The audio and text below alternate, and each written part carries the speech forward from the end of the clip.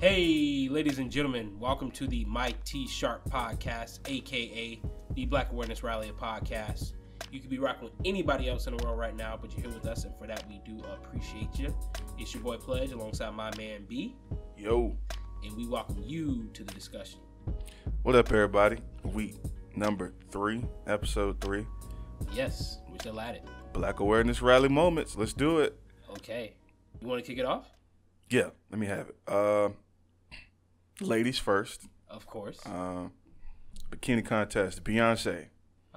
Just all over the news in the last week or so. She could be a finalist every week, I think. I probably could. I wouldn't mind. Netflix special documentary on Baychella. For anybody that's uninitiated, that means Beyonce took over Coachella last summer. Was that last summer? Last summer.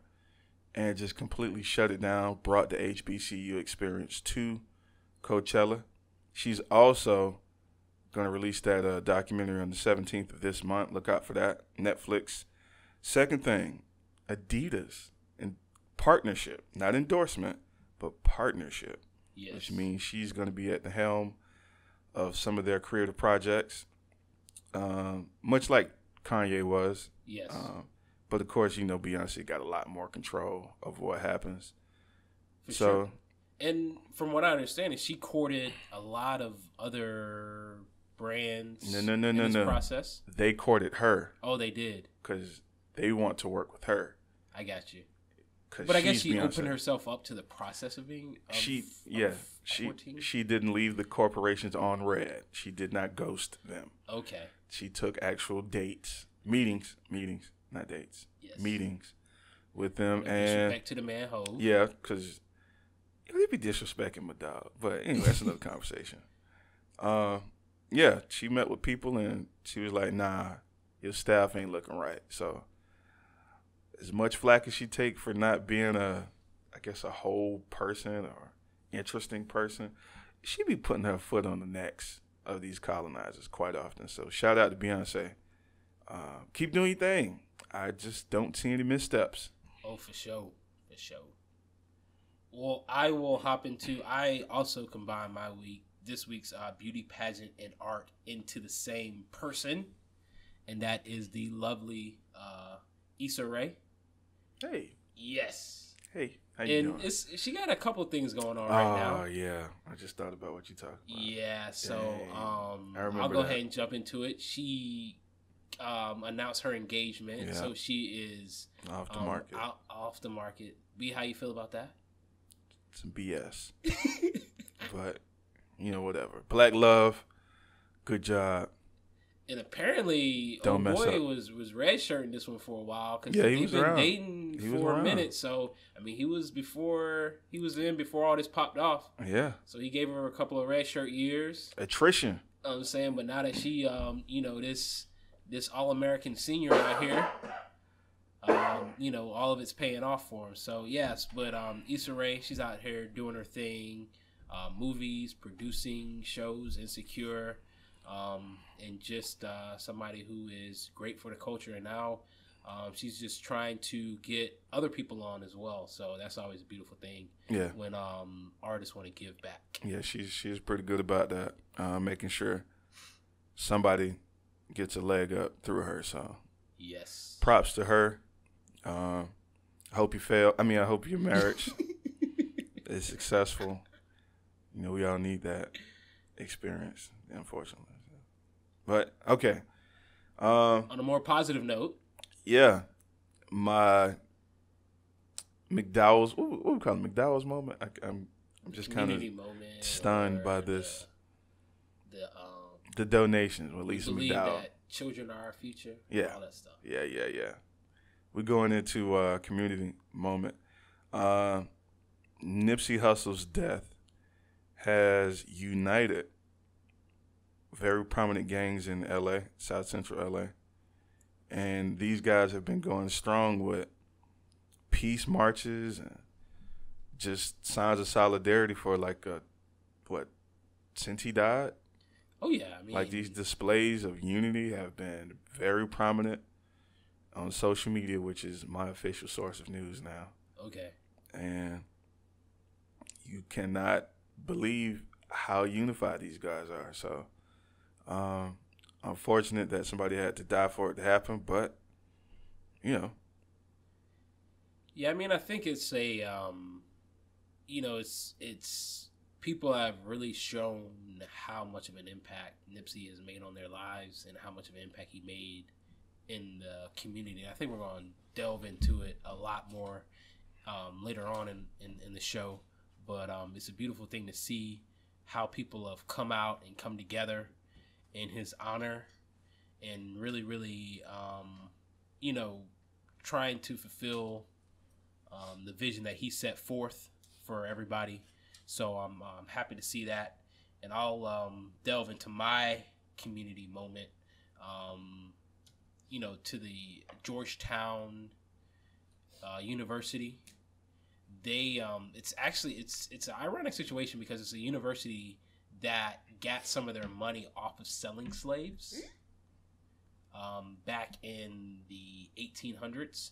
So it was the school that was founded off of the selling of slaves, and that's how they were able to raise funds. Did not know that. Yes. Wow. That not completely surprising, but did know that.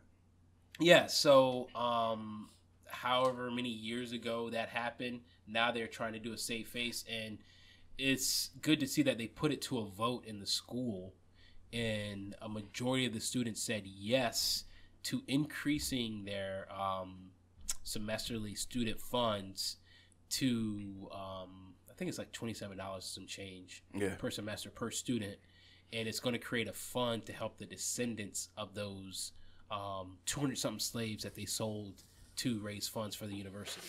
So I think that's a big move, and it starts the whole reparations conversation because this is their form of reparations, and it's interesting to see that, when something was put to a vote, how many people weighed in and thought it was a great idea. Justice delayed is not justice denied. I think that was Kodak Black said that. Anyway. Wow. You brought up a character there. No, that wasn't Kodak. Yeah. I want to say it was Jesse Jackson or MLK, but one of our civil rights leaders. Thank God for that, because it's still necessary. Because, again, ain't nobody out here doing it on their own. I don't care what Fox bots are telling you, Republicans are telling you. Nobody's out here getting out the mud on their own. So look out for Georgetown. We appreciate it. Hopefully other universities follow suit. On a more lighter note, do you think that would help with basketball recruiting? I mean, because they're trying to do things, to help, blacks out. So do you think, Nah. You think Patrick Ewing, the basketball coach, can translate that into, nah. We for the culture or what? Nope. Oh, he can't? Mm-mm. Man, I was trying to get Only because it's such a. They're already so high up in the recruitment game. Well, let me say that. Let me not say that because I know, Pat just started, which is like third season coming up or something like that. Yeah, it's third season coming up. So he probably do need all the legs up he can get. But again, if you're going to Georgetown to play ball, I'm sure they're going to take care of you. So yeah, I'm saying, but they can say that they're doing something that no other university is doing.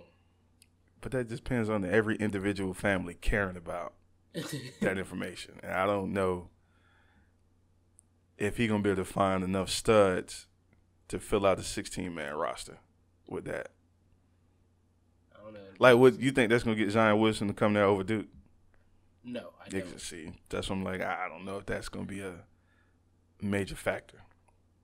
Hope it does, but I just, in the way that industry goes, man, I don't think that'll be a big deal. Anyway, Randy Watson moment. That was just a way for me to throw sports in. Yeah, it's okay. We don't have a lot of sports on here, which is bad. You know what? I want to talk about LeBron James and how people are perceiving this brother and his business moves inside the league. We'll do that. A rough year for him. I don't care about that. I don't care about the sports part. This dude is just manhandling the business side of the NBA, and I feel like it doesn't get enough praise. But anyway, another time, another show. My Randy Watson moment for the week. Anderson .Paak just dropped his third solo album. Yes. No, fourth solo album. I'm sorry. Okay. Check that out. I am excited. Andre 3000 is featured on the first track. Smokey Robinson's on there. Layla Hathaway. These are some people that I revere. I hear you. When it comes to their artistic abilities. So, shout out to them. Yeah, I think the fact that he can get those legends in the game to agree to join him is a testament to him in itself. Because a lot of people who have been in the game for a while or have reached a certain status, they just look at today's artists as just not doing anything noteworthy at all, or just very, very on the surface. But the fact that you can get people that have, reached the level of success that they have to join this young brother, I think is a positive sign for him. Mm-hmm. I'm not going to pretend like I'm all the way in on this artist because I've heard a lot of good things about him, haven't delved too deep into the music or whatever. But, the brother's funky. But he keeps coming up in everything that I'm paying attention to, so I think you'll like him because if you still like CeeLo from your undergrad days, you'll like Anderson .Paak. Yeah, I'm gonna carve out some time to check this brother out. But I have heard a lot of good things about him this week. He's fun, great energy. What you got for Randy Watson for the week? I can borrow my two. Issa Rae. Oh, that's right. Okay. All right, man. Let's do it. I don't know if we want to call it the fallout from the Nipsey Hussle death. Let's just say the reaction and the legacy. So we have two categories or two ways we want to approach it. So again, everybody's covered it. It's been talked about for a great amount of time. Nipsey Hussle was a Los Angeles-based rapper who was also a community activist, humanitarian. And I think activist not in the word of just just trying to galvanize people with words. I think activists of actually actions. I think that's the beautiful thing about it, is not just trying to promote something, but actually putting your work, your resources behind your cause and what you're trying to accomplish. So I think that's one of the beautiful things about his body of work so far. His death came, was it the third? Matter of fact, the day we left T.O.'s house. He died while we was watching that game. No, you weren't there. He died while we was watching the 2 Sundays ago. Yeah. When I want to say when Duke lost to Michigan State? Yes. So it was a sad day on more than one occasion. Right. Yeah, I guess. Yeah, I did kind of want to see Zion keep it going, but yeah, the brother lost his life. He was killed by, apparently, it wasn't a close associate. Known assailant. Yeah, but some guy that people in the neighborhood knew, and he lost his life.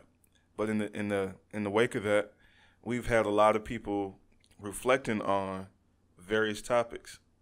One of the most prominent topics was after leaving and going out into the world and becoming educated, after leaving the hood, going out into the world, getting education, honing some skills, should you come back to the hood to help them? And this is actually a concept that is discussed by the timeless thinker W.E.B. Du Bois. It's called the Talented Tenth. Yes. So the concept goes, African Americans leave African American neighborhoods, go off to college, get education, get skills, get degrees, land jobs, and then bring those skills and jobs back to the neighborhood to support the neighborhood. And when they don't come back to the neighborhood, it's considered a brain drain. but when they come back, it's considered, I guess, he didn't have a name for it, not being a brain drain, but, you know, it's just a talented 10th. So Nipsey Hussle is an example of a young person that was in the hood, figured out a way to, you know, hone his skills, make money, and then stay in the neighborhood to support that neighborhood and help it grow and flourish. So that's been a huge debate. Should you leave brain drain or not?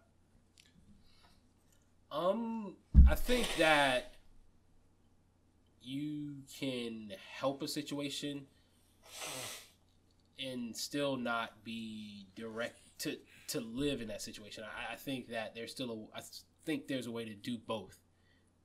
Help people out, but not necessarily you have to live among them. And for examples like this, to where, you know, he can if for security reasons, right? Maybe, you know, if this brother was still around, he could still be making positive effects in this community. Mm-hmm. I mean, but I think that's one thing about legacy is that you've seen that what he has put out in this world or whatever, even after he has died, has continued to make an impact on people. True. So I think, you know, his legacy speaks for itself. Yeah. And we've seen it. Hopefully it continues to speak for itself. It's not just something that, you know, dies down in the next weeks or months. But yeah, I think that, you know, you can't be faulted for reaching a level of success and, you know, moving out, as long as you continue to help the people that you set out to help. True. Think about, like, let's say, like Jay-Z, for example, right? Yeah. Jay-Z don't live in the projects that he grew up in. Correct. Not saying that, because I don't think Nipsey actually still lived in the neighborhood per se. But he still spent. Yeah, but he was, you know, set up businesses. Yes. On the specific corner, and was it Slauson and Crenshaw? Yes. I think that's the intersection. And he was visible. It was easy to touch, so to speak. That's a rap term for people can find you. Yeah, and I think that day, I mean, he was rolling. He didn't have any no security. Yeah, just posted up. Yeah. And you know, dude took his life, but I like what Jay-Z's doing, what LeBron's doing. Those two guys are examples of, you know, they don't live there. They might not be there a whole lot, but they're still doing things to kind of reach in and help the community that they're a part of. So Jay-Z, I haven't heard very much about him going back to the actual neighborhood. Yeah, and like doing stuff specifically there, but he's keeping his finger on the news of what's happening from people that would be a part of that community, and he's helping them out. So you got the example with him getting an immigration attorney for 21 Savage's case, helping Lil Uzi Vert get his case dealt with. He was helping the little boy over in Lakeland that got arrested for refusing to stand for the pledge. Yes. And you know, he stepped in. Those protesters. Yeah. Where him and Beyonce bailed everybody out of right. jail. So you know, that's his way of, you know, back to the community, right? But then you have LeBron, who's actually, you know, he's gone back and physically put something in the neighborhood that he come from, well, in the city that he came from. So, you know, he built a school in Akron, and he's doing other things. But, you know, those are two different ways that some prominent figures have given back. So my thing is, it helps a few people, but it doesn't change the neighborhood, right? So whereas, let's say with Nipsey Hussle, you got a lot of people that were like, you know, this is tragic because he was helping so many of us. But then let's say the artist, the guy that took his life, he might not have been benefiting from the changes that Nipsey made. And as a result, he still thought that crime was the best way to get it. True. Yeah, and to kind of piggyback off what you said about LeBron, I think that you're in the education field. I think that in the topic of reparations has come up quite a bit, and I said that's something that we're probably going to dedicate a whole episode to. Yeah. But I think kind of the best form of giving back is education. Right. I think not one-off situations to where, all right, this happens and I'm going to react to it. But I think the best form is that get kids at a young age, get them a quality education, and the resources, not just educationally, but the resources that they need to develop socially, that they need to develop mentally, emotionally, and that way we're growing whole persons, whole people or whatever. I think that is the quintessential way of kind of building up strong communities, in my opinion. Now you're not off on that. I've listened to Sean King. You know Sean King? Oh, yeah. He's got a podcast called The Breakdown, and in his discussion, excuse me, these allergies are killing me. In his discussion of the death of Nipsey Hussle, he talked about his experience living in a California neighborhood. I want to say it's San Bernardino. I could be way off, but one of them sand joints in California. And he was like, he noticed that he was there 3 months before he saw a cop car. Like, he knew where the station was. Yes. You could go to the station to see him, but it was 3 months before he saw a cop driving the car somewhere besides the station, right? Like in his neighborhood. And he started doing some research. He was like, a lot of the reasons, for that lack of police presence, quote unquote, was because everybody there had a good education. Most people there had a good job that could provide, and everybody had access to great quality health care. He's like, people were still doing drugs. Yes. Crimes were still being committed. But the type of issues that, let's say, Crenshaw would have to deal with, they weren't prominent in that neighborhood. And he was saying it's because of the things you were saying. The education quality was higher. The jobs outlook was higher. And then the healthcare was higher. Yes. So people didn't have to do things like, those particular violent crimes that took Nipsey Hussle's life, because they were getting those kind of things met. Like basically the basic needs: shelter, access to money, opportunity. So you didn't need that. Now, granted, you got some other issues that come along with that, but correct. Those are different types of issues. Kind of ties into Maslow's hierarchy of needs. Right. And and I think share that with us if you can. Well, I mean, our first instinct is to survive.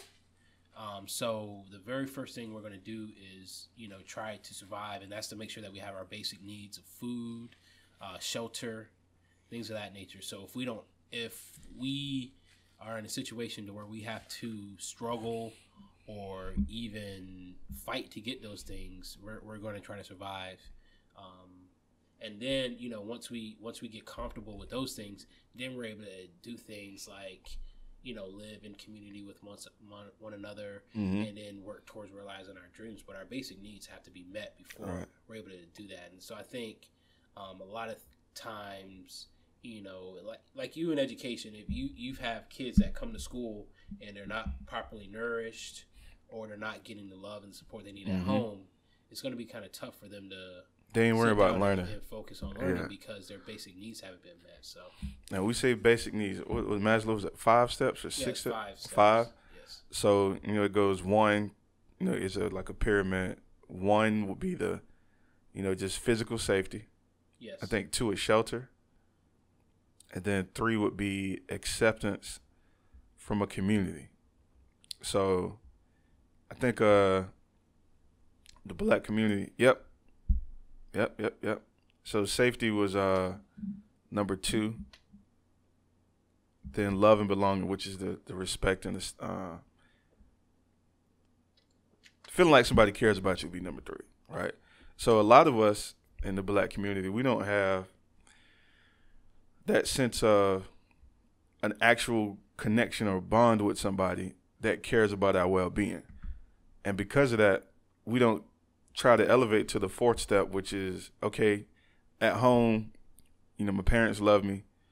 They show me by supporting me, giving me words of encouragement, just telling me I can do things. I don't feel like I can go out and then start trying to figure out how to get a degree or get skills or get a job where I can start competing to be respected, right? Correct. So let's take the young man that took Nipsey's life. Just got out of jail. Mm-hmm. So we know his employment might not be too secure. His mindset, he didn't feel safe. So he was still basically stuck on level number 2. And then he might have felt like taking Nipsey's life was going to get him to step 3, which was love and belonging. Right? So we know he definitely wasn't feeling respected because he felt like he had to kill a man to get respect. So I know it's tough, dude. That's like a very large issue that people are starting to try to deal with in the mental health and wellness community. Oh yeah, it's definitely been something over the last year or so that people have started to. I think the stigma is starting to go away of people, you know, just being called crazy. Yeah. Or you know, we just gonna pray it out of you. I'm saying, so I think it's definitely something that and shout outs to Charlamagne the God, who is somebody that I pay a lot of attention to. He wrote a book that kind of touched on that subject and which kind of ignited the conversation about Black people's approach to mental health. Mm-hmm.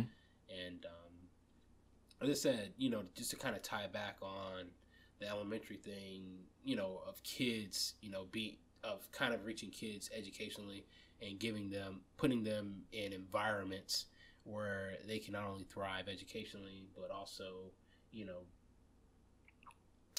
emotionally and things of that nature. You know, Frederick Douglass had a quote that it is easier to build strong children than to repair broken men. Right. So, you know, I think that, you know, kind of, you know, if we can get them early as possible and get them that solidified, the foundational built up, I think it'll yield positive results moving forward for everybody. For the brothers that's checking us out, I saw a meme on Instagram. It was kind of funny.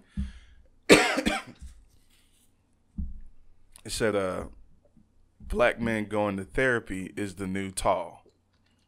Right? So if you tell a chick you're going to therapy, that's almost like being 6'4" now. Oh, wow. So, you know, in the comments, it was on fire with sister supporting that statement because, you know, it's a lot of people that have traumas that they're unaware of, that are affecting how they live. Shout out to Therapy for Black Men on Instagram. It's not the page that I saw it, but it's a lot of mental health issues going on with Black men. You know, the sister's starting to kind of lead the push and charge for their health. But you're right, man. It's kind of hard because our entire community is at a disadvantage when it comes to just having resources to be like, yo, I'm secure enough in my situation where I don't have to seek out violent or nonviolent crimes to eat. Correct. Or just do it like a shady hustle. So, I mean, think about Cardi B's story recently. Like some old videos of hers resurfaced online. Yes. And she was saying she had to, she was like drugging dudes. Yeah, cats that had already agreed to, you know, perform certain acts with her. Right. So she was taking them back and drugging them and robbing them. Right. And her thing was she didn't have very many options, right? Yes. So, you know, somebody sitting on the outside of the culture might be like, oh, you could have went and got a job, but you was already stripping. You didn't have to. But you got to think, habitually, this is probably all she's ever known. So it's kind of hard to break that cycle. Correct. Second, she probably hasn't been exposed to very many options like a legit exposure, not hearing about lawyers or seeing a lawyer on TV, but having a lawyer in her life on a day-to-day basis, showing her, you could actually be one of these people, right? Correct. So, and here's the ironic thing about all this is that when you talk about the growing prison population, which is primarily filled with black and brown people, mm-hmm. Which has become a business over the last few years. Yeah.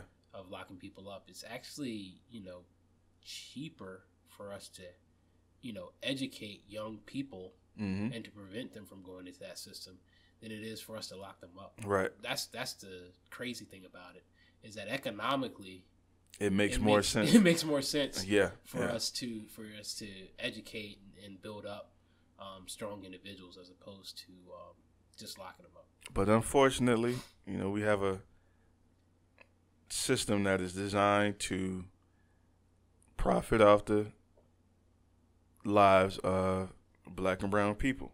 I don't know if y'all know, check out the 13th Amendment documentary by Ava DuVernay. It's on Netflix. Well, it was on Netflix. I think it was a Netflix special, so it's probably permanently there. Yeah. But it discussed that concept, what you're talking about. America's prison population is like over 2 million. Oh, yeah. Which is the highest in the recorded history of the world. Correct. Certainly the highest of any country that currently exists. And I think over the last, 20, 30 years, it went from being in the hundreds of thousands to, mm-hmm. So, I mean, it's really, into the millions. It's really, really grown in the last few years. Oh, one thing I did want to point out. Apparently, there aren't more black men in prison than there are in college. So if you hear that somewhere, it's either at least investigate it, but don't perpetuate that stereotype because it's not true. But we are the face of prison populations because there are more of us in there than any other group. We need help. We need help in the communities. Some action steps that we can take. You can look into your your local big brothers, big sisters, Boys and Girls Club, volunteer. And kids need mentors, man. Oh, yeah. Like, they need them in their life. Like, I know you're a part of, you're doing your mentoring part by, coaching, volunteering, coaching? Coaching, and then also getting involved. Next Level is a group that gets together at a local high school, right, to kind of identify young men who are potential first generation college students, mm-hmm. and then so things of that nature. But as I said, I think as I alluded to before earlier in the show, reaching young men, I think is the most effective way for us to bring about change. Yeah. Just if you got time for 3 days a week, 2 days a week, I mean, the kids really do appreciate it, man. I try to take advantage of the relationships I form with my students and try to get back into their communities and try to show them, hey, I'm your teacher, but I'll come to your neighborhood football games. I'll come to you, whatever events that they're proud of, because they want to see that somebody cares, dude. So that'll be step 2 in the love and belonging. Somebody actually cares about me. Yes. So it's a huge boost for them, man. You should see the smiles that they have when you show up, see places. It'll warm your heart and theirs. So if you can, if you haven't, get out, look for it. You can go to your local schools and volunteer. They're always looking for volunteers. You can go to your local churches and maybe ask what initiatives they have going. So definitely look out for that.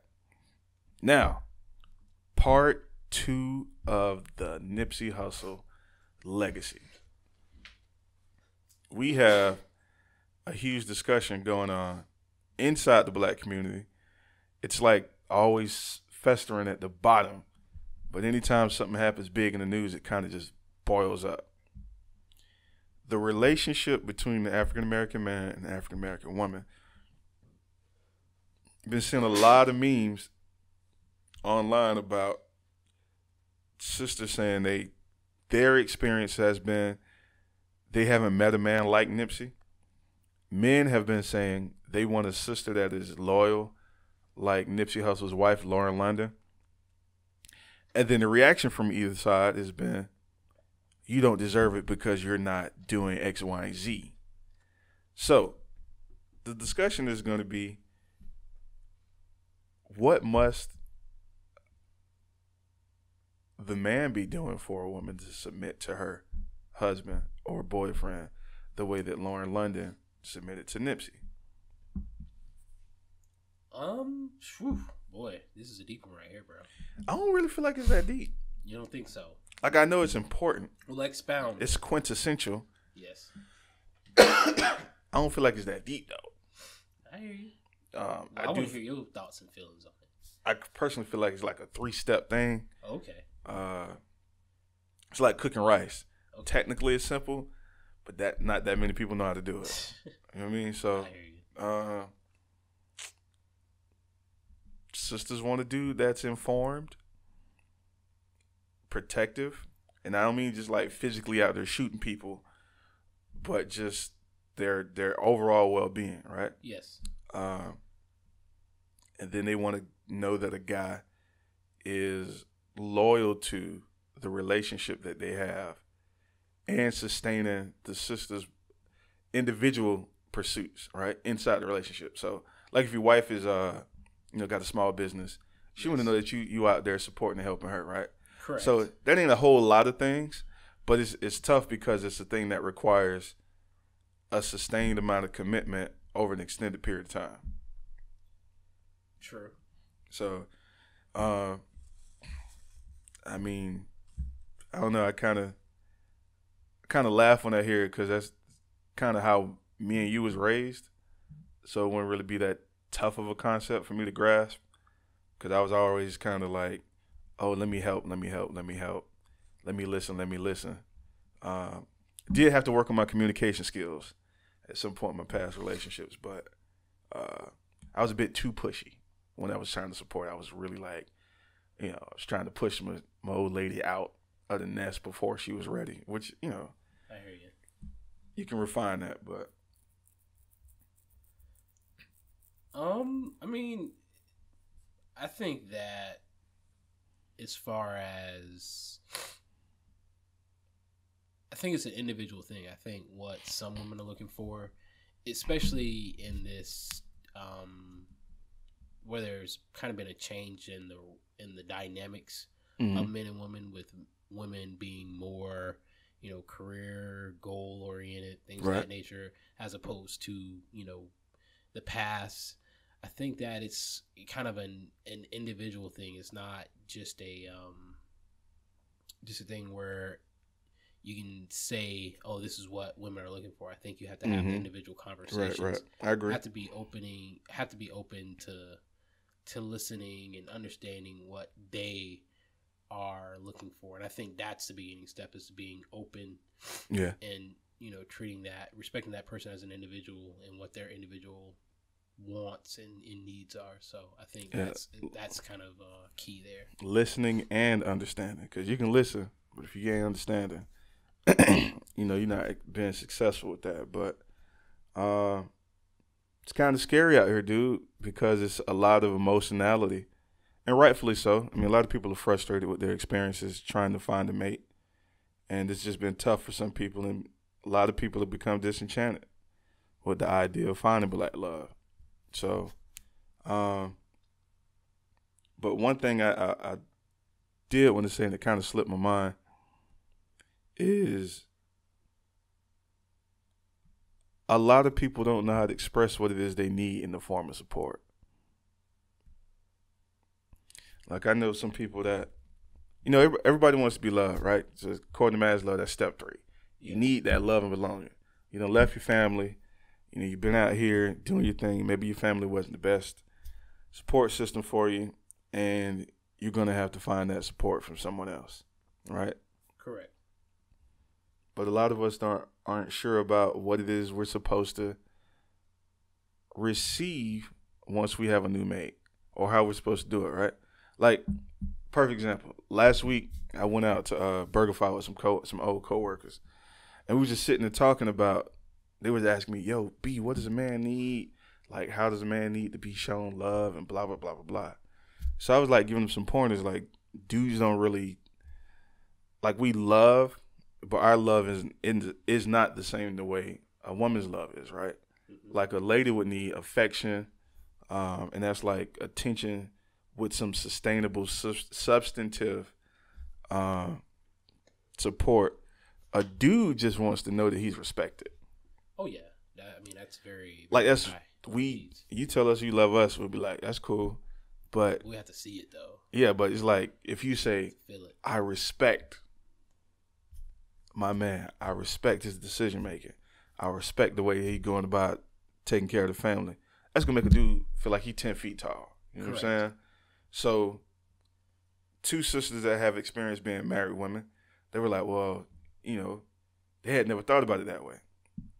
But then on the flip side, men have to know that women don't operate unless they feel the affection, right? Mm-hmm. So I broke it down like attention would be saying, baby, how was your night with your girls? How was the girls' night out? Oh, y'all had a good time? Y'all went to McDonald's? Yeah. It's like, we didn't go to McDonald's, John. We went to Blue Martini. It's like, oh, my bad. It's like, you know, this nigga listening a little bit. Yeah. But they don't feel the connection with the affection in that situation. So affection would be, well, baby, it's Tuesday. I know y'all usually go out on girls' night. Can I come with you? So that's a whole different spin on the exact same conversation. Yeah. Like your lady gonna be like, well, dang, it's sad, and he already thinking about Tuesday. You know, because it shows that you've been listening, you've taken steps to plan out and make yourself available for that night. Yes. Even if she don't want you to come, it's still like, dang, my man want to spend time with me, even when it's with me and my girls. You get what I'm saying? So that's a real tricky subject, man. But it's a lot of sisters out here looking for leadership. And then I'm not talking about leadership in the form of, oh, I need a brother to buy me stuff, take care of my house. Sisters are doing that. African American woman is the most educated, the largest entrepreneurship group, and growing. They're leading pop culture. So they don't need us to buy them physical stuff. True. And technology makes it so they don't need sex from us either. So, but then what else is there left to give a sister if you're a man? It's leadership, dude. It's companionship. Yes. Hanging out with your girls ain't the same with hanging out with your boo. A vacation ain't the same as a vacation with your homegirls. True. You know what I'm saying? It's I just be sad on social media, bro, with the way the interactions are with black men and women, because it seems like a lot of people are hurt. I mean, but do you think that, social media is its own life form sometimes. Do you think that's an accurate depiction of what is happening out in these streets, though? Social media is a megaphone that everybody has. Yes. Everybody's standing in the town square yelling on a megaphone and nobody's listening. But don't you feel that people can portray a different... they can lie? I'm saying they could say something that they're not really doing, even though that's what they hope to do, but it's not necessarily something that they're bringing about in their day-to-day life. So, I mean, yeah, you see that trend. A big trend, though, is I guess a trend that would basically show people lying would be the happy couple trend, the relationship goal trend. So it's this thing where people pretend that they're in this relationship that's like the best one ever, and they post all of these pictures and statuses to say, this is what me and my boo doing. I love her. I love him. I ain't never been this happy, blah, blah, blah, blah, blah, right? Sure. And a lot of people like, oh, really? You finna do that? And then, not all the time, but a lot of the time, 6 months later, they single. So people like, we ain't really buying this happy couple crap no more. We gonna wait a year and a half before we start saying, "Oh snap, they're legit happy with what they're doing." Mm-hmm. So to answer your point, man, it's a case by case scenario. Yes. But I've been in a lot of these groups that people drag me into because I look so good and I'm so smart and I'm so tall and I smell so nice. They wouldn't know that on social media, but they drag me into these groups that are looking for companionship, right? Yes. And I don't really like being in them because it's really toxic, because everybody's like, oh, niggas is always doing this. Oh, females is always doing that. I'm like, y'all supposed to be looking for love, not coming in here and saying, I'm mad at y'all. Yes. Like, y'all ain't doing nothing but just mudslinging. True. And I don't know, man. If you care to learn about what you should be doing, first and foremost, get you a source that you and your mate can agree on is important, because if y'all don't have a philosophy that y'all both believe in when it comes to relationships, it's not going to work. Correct. And I don't think people get that part. Find a system that you guys can commit to. Whatever system you think is important, y'all got to commit to it together. Have that conversation with the dude that looked good to you or the sister that looked good to you before y'all even try to get into something. Yes. Because let me just put y'all on notice, brothers. You ain't finna outspend the average black chick these days. They got more degrees than you. They probably making twice as much money as you. The house probably better than yours. Get the car that you're trying to buy. They don't really need that. But ain't nothing substituting companionship. You can't buy that. True. What you gonna do? Barbecue a meal. That's the one thing they can't materialize on their own. No. Everything else they can, materialize right. and go out and set a goal and go get it. But that's the one thing that they have to lean upon somebody else for. Right. Cats can't do it. Pets can't do it. The homegirls can't do it. True. Your mom and daddy can't do it. They gonna need it from you. Sisters, a dude just want to know that you respect him. That point blank period. We simple. True. We got a competitive nature. If you want to be a part of that, you know what I mean? Sit, learn a little bit for it, then join us. Because we want you to be there. True. We just don't want you to be there.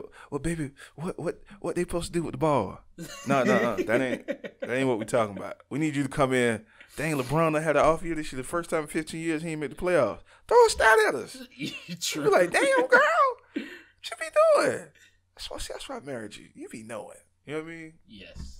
That's a whole lot different. I mean, I'm not in a relationship. Players, you should.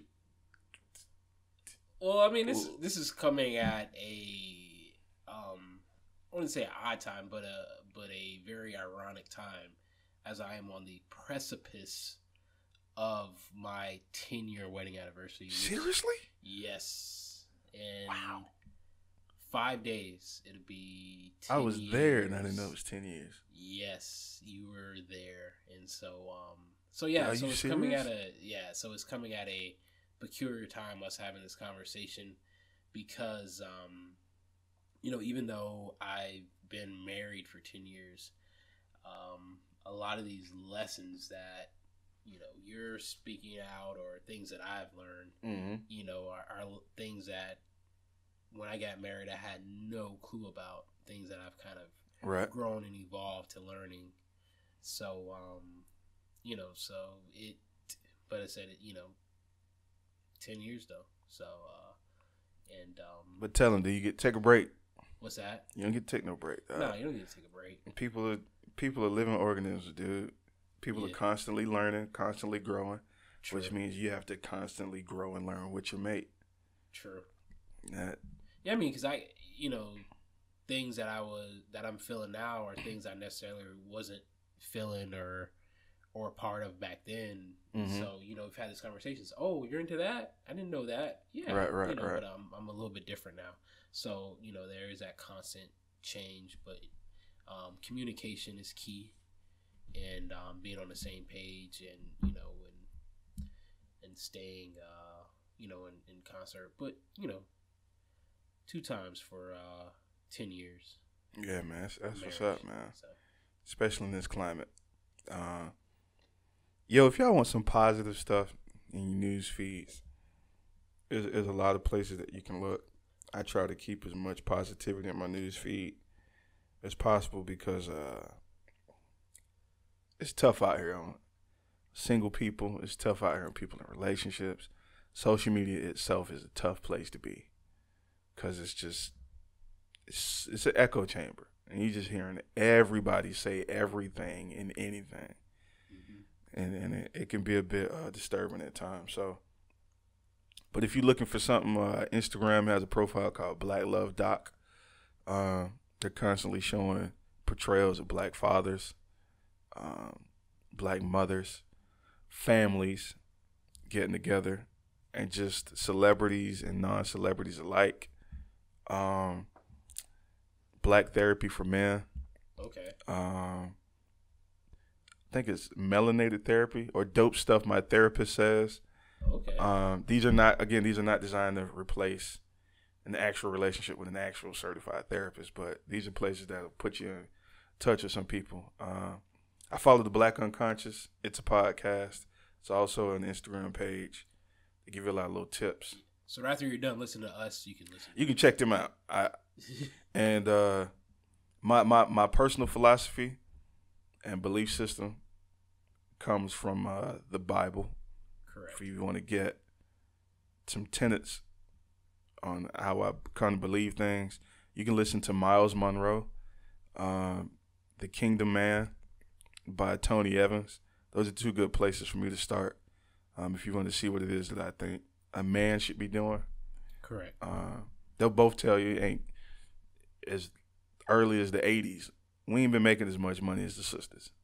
You ain't finna out-educate yourself over sister. Sure. Like I was married to her. I think she was like some kind of engineer making like $250,000 a year working for the government in the Bahamas.